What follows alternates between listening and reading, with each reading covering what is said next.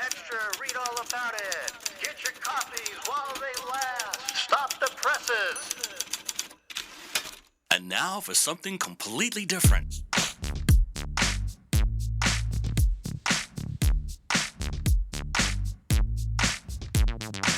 Are you ready for a little truth? Are we not entertained? Wisdom is the proper use of knowledge and experience. There are no safe spaces here. The truth shall make you free. It's showtime! So you want the truth, but can you handle the truth? Well, here's another fine mess you've gotten us into. Now that's entertainment. Enlighten me a little. What you say is quite logical. And what did we learn?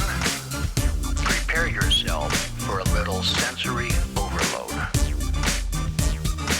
I came here for the truth. 47 years ago, stand by the Roll Show intro. Roll Show intro in 3, 2, 1, go. This is the Craig L. Hayes Show. Hello, America, family, friends, and listeners all around this planet we call home. This is the Craig L. Hayes Show, and I am Craig L. Hayes, the one, the only. Today, I'm getting a little buzz. Where am I getting a little buzz from? Anyways, today is the 4th of March, 2025, and we're going to talk a little bit about a subject I think we stand in real need of talking about and maybe discussing a whole lot, and that is 21st century warfare.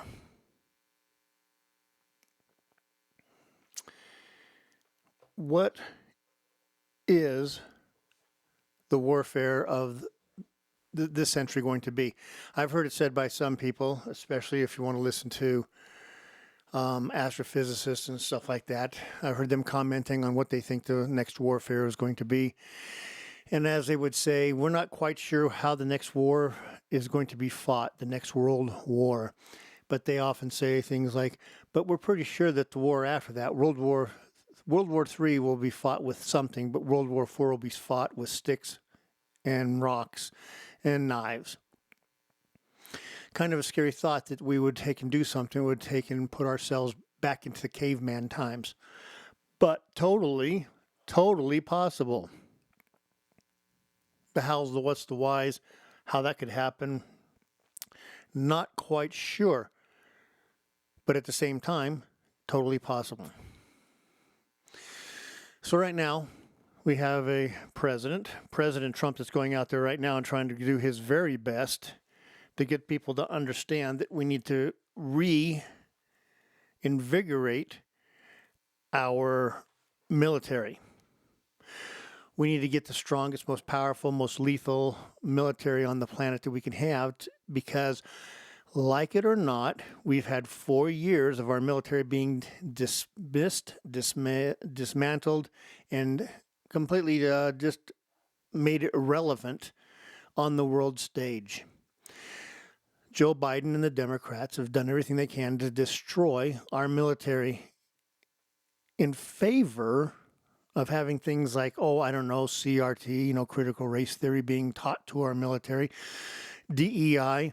Well, let's see, if you get your junk cut off, then and you say the right things, we're going to promote you and make you, a commander or a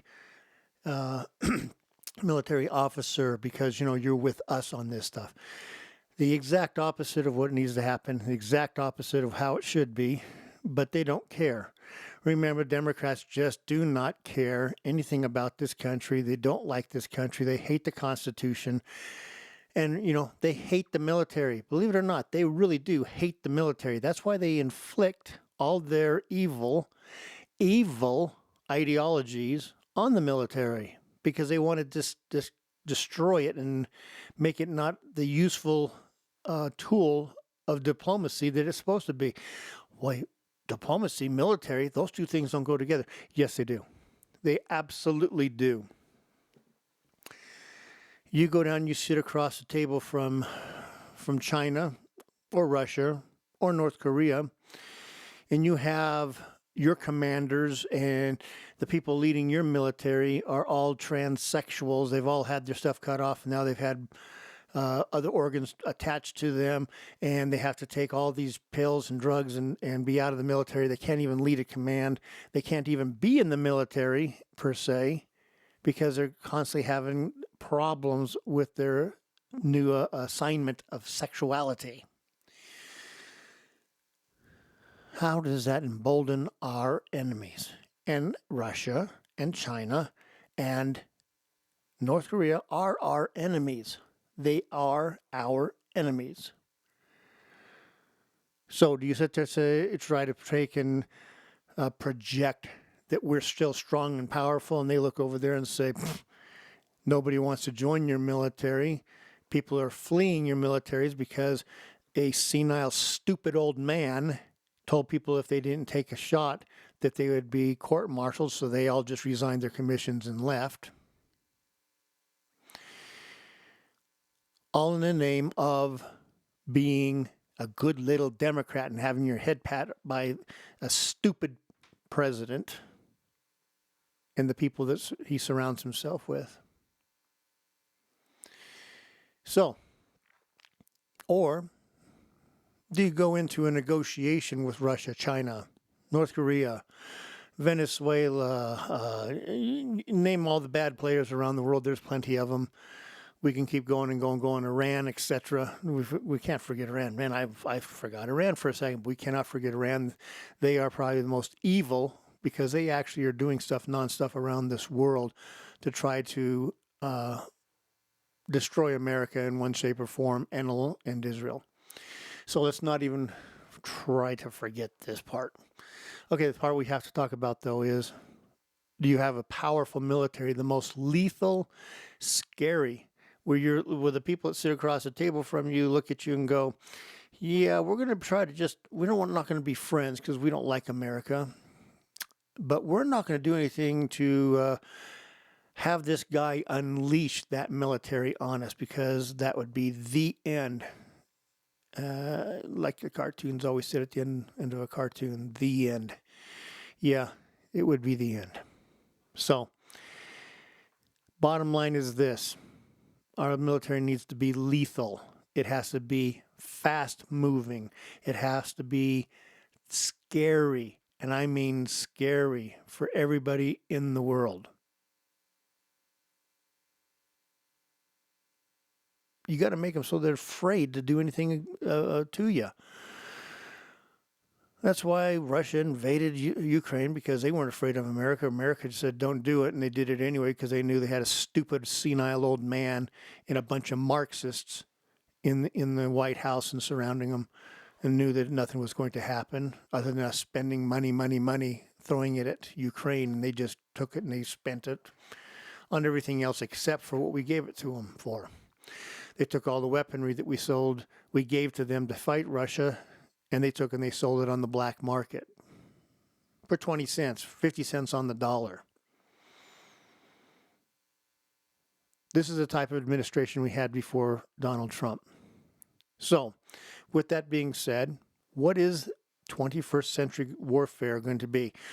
Are we going to try to take and promote our military as being powerful because we have an aircraft carrier? I don't think so. Or because we have 10,000 tanks. No, they're necessary, but I don't think that's what it is. I am very worried that the military that we need will not be the military we get under Donald Trump and Pete Hegseth. And this is why. Congress is going to get involved, and the people who represent the areas where aircraft carriers and ships are made, they are going to make sure that we keep building aircraft carriers, that we keep building frigates, destroyers, all these ships, because that's jobs in their community. That's bringing the bacon home. Do we need any more aircraft carriers? No, we got plenty. We have plenty aircraft carriers to do the job we need to do.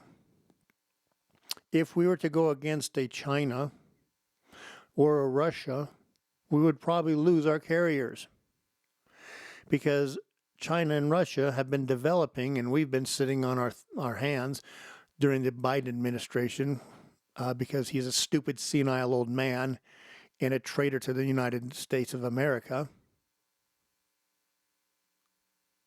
But we've let them get very advanced, highly technical and special weapons called hypersonic missiles. And these hypersonic missiles can't be shot down by the systems we have to protect our ships out at sea. We can project power into Iran.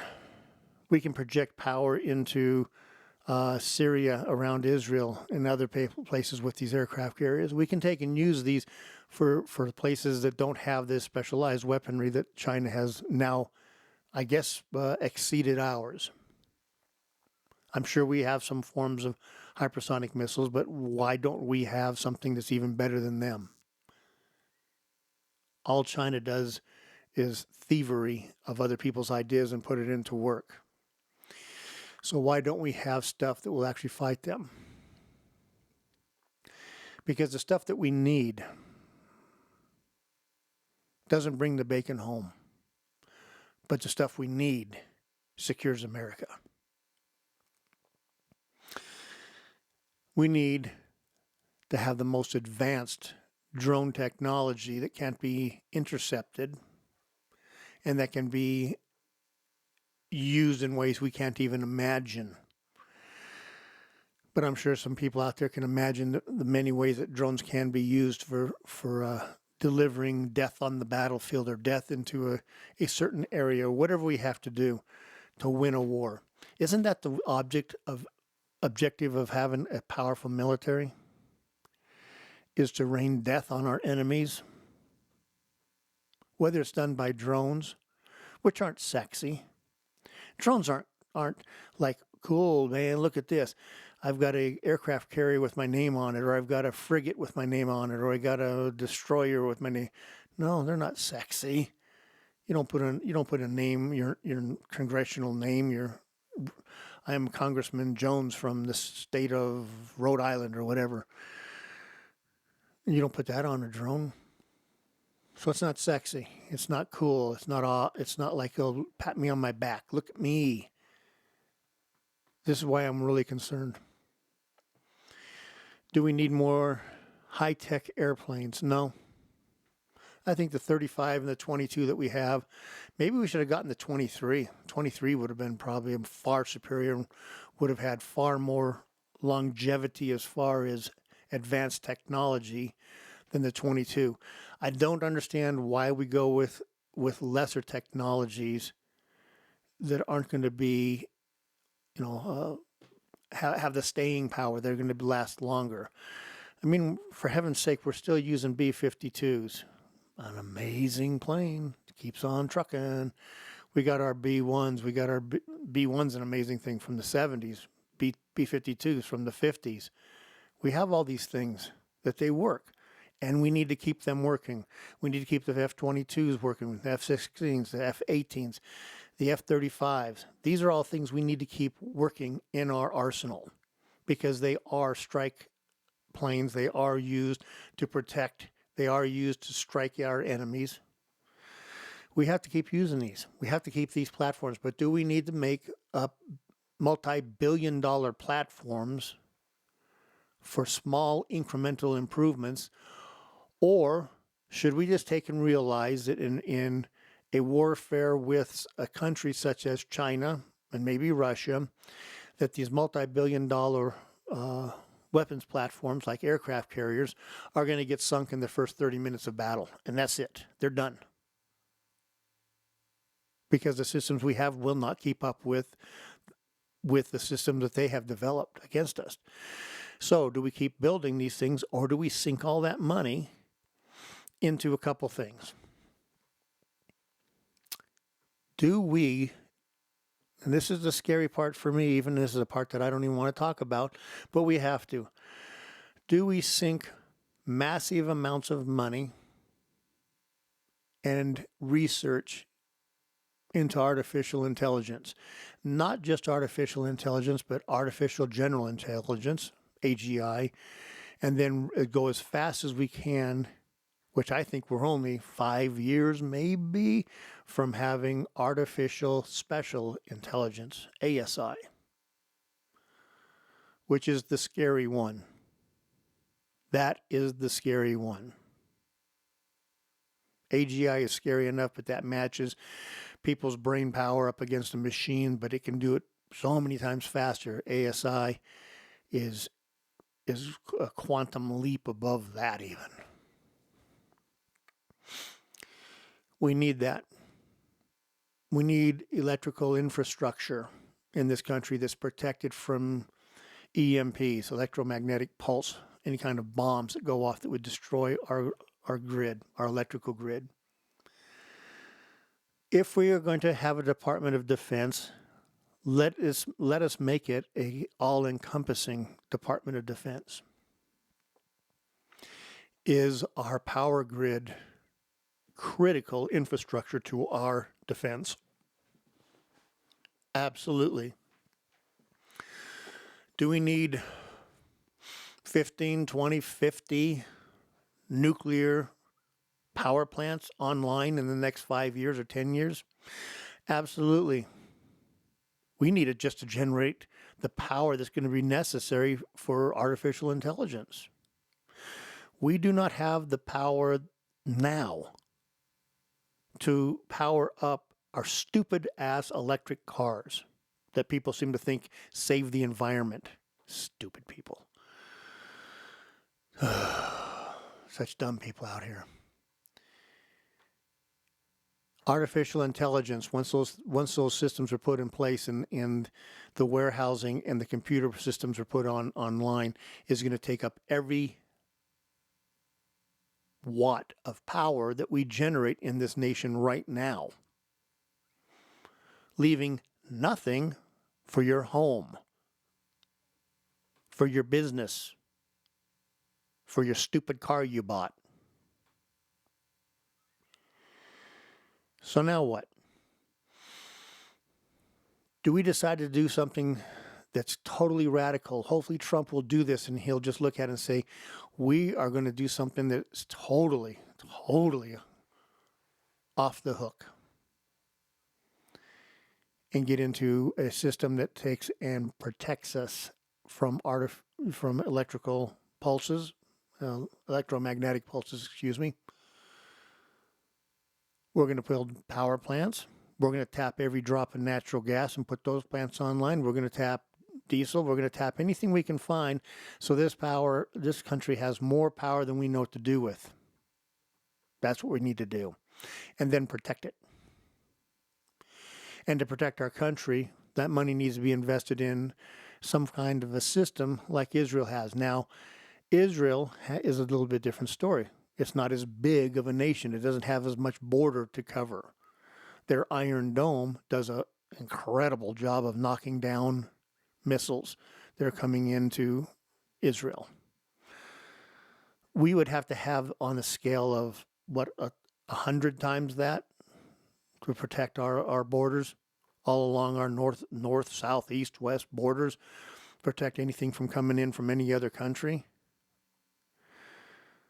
So we need to take and specify where we're going to begin this. And then will this stuff work against hypersonic missiles? See, we keep going back to the same thing. The world is moving ahead. Our enemies are moving, advancing, and going ahead of us.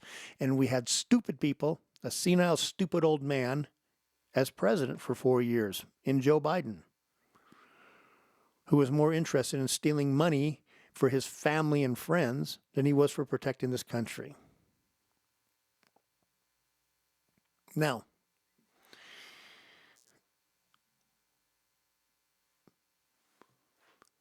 what other kinds of systems do we need? So we need hypersonic missiles. We need a delivery system for them. Do we just send them away, put them on these old carriers, these old battleships, not battleships, but frigates and destroyers and such? And that's what's going to be? Are our nuclear weapons up to par? Are they up to, we haven't tested them in such a long time.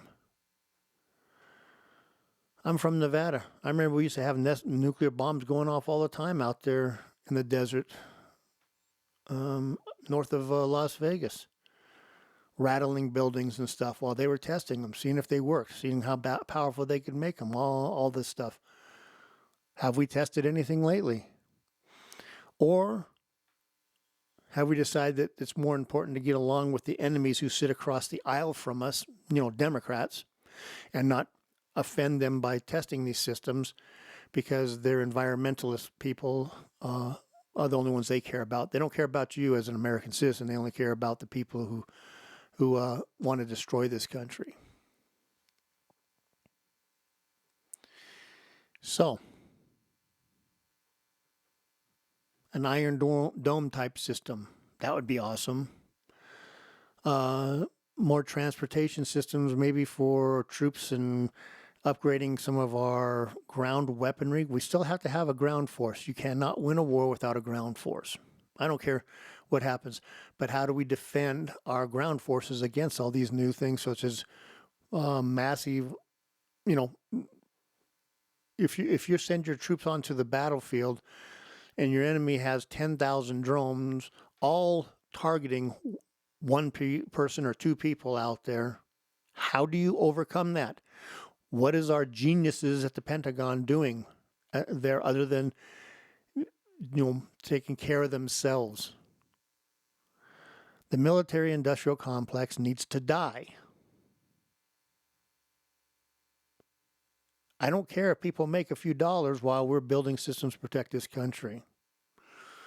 But to try to shove us into wars continually just so they can make a dollar, these people are traitors and they're treasonous and they need to be taken out and be summarily executed. And politicians who promote this stuff need to be have the same thing done to them. So I ask you again, what are the things we have to do? I've just got a couple ideas, and I don't know. Do we have the technology available to us now for particle beam, also known as lasers? Oh, wait a second. I need to do the quotes like they did in Austin Powers from Dr. Evil. Lasers. There, got it. Are we ready to jump into that level? I don't know. I don't know where we're heading with some of this stuff, people. All I know is it's not right. We have stagnant thinking everywhere. Maybe Pete Hegseth and Donald Trump can get these people out of there and let's get some new people with some new ideas and realize that building a new airplane that costs $100-something million a copy is not what we need, but we need 100,000 drones that cost, $10,000 each that carry these weapons on them that can take and just overwhelm and swarm our enemies and destroy them or fight other drones. How about if we have drones that are anti-drone drones? How about if we have something that will use, just a second, lasers and knock down our enemies' hypersonic missiles? What are we doing? Aircraft carriers and such are now, as far as I'm concerned, the battleships from World War II. They really don't serve any major function. Air power made battleships a relic of the past. Drones, hypersonic missiles, lasers,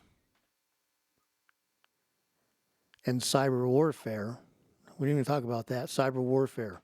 We need the best in there taking and fighting our enemies. It's going to be computers doing this stuff. It's going to be things that you're not thinking about, but we know we have kids out there that can probably come up with the ideas. Put them on it. Elon Musk has 122-year-olds out there figuring out what's going wrong with the budgets of all these places and finding all this money. These kids are smart. These kids are sharp. They really do annoy me, though. Anyways, because I'm an older guy. But these guys know things. They need to be utilized. ask questions. The first and foremost obligation of a government is, one, to protect the citizens. That means twofold that I can tell. Fold number one, protect the citizens from enemies, both foreign and domestic.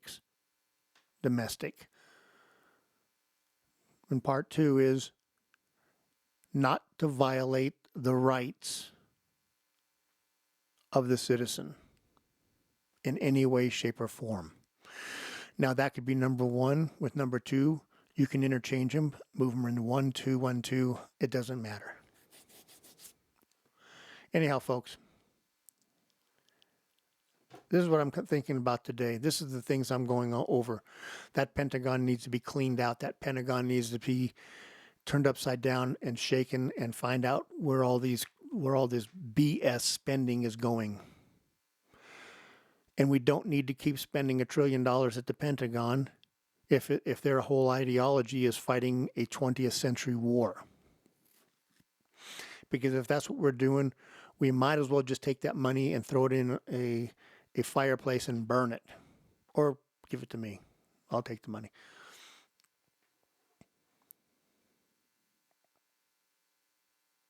We got to be smarter, faster, brighter, better. All these neat little names. Anyways, folks, that is this episode about 21st century warfare. Peace would be much better. Why can't we just get along, have a few disagreements, but not decide that the people sitting across the aisle, people sitting across an ocean, across the border, across an ideology, are our enemies? And why can't they do the same for us? But let's defend ourselves while we're taking and thinking of these things. Anyways, this is Craig L. Hayes. I am Craig L. Hayes, I should say, and this is the Craig L. Hayes Show. Thanks for being here. Talbot, take it away. This is the Craig L. Hayes Show.